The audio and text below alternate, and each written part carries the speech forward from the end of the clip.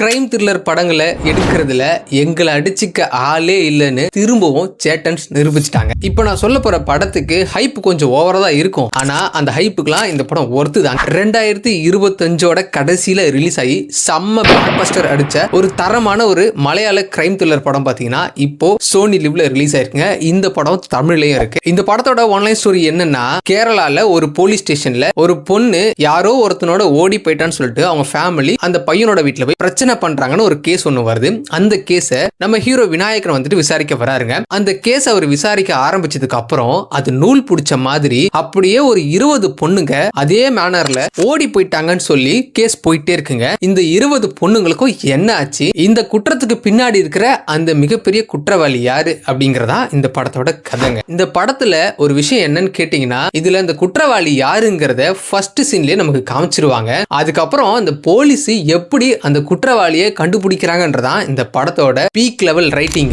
இது வரைக்கும் நம்ம ஹீரோவா பார்த்துட்டு இருந்த மம்முக்கா இதுல ஒரு பயங்கரமான ஒரு ஆன்டகனிஸ்டா நடிச்சிருக்காரு. வில்லனா பார்த்துட்டு இருந்த விநாயகன் இதுல ஹீரோவா நடிச்சிருக்காங்க. தரமா இருக்கு படம். சோனி லிவ்ல இந்த படம் இருக்குங்க. படத்தோட பேரு களம் காவல். ஒரு மஸ்ட் வாட்ச் கிரைம் த்ரில்லர் படம்னே சொல்லுவேன். கண்டிப்பா இந்த படத்தை ட்ரை பண்ணி பாருங்க.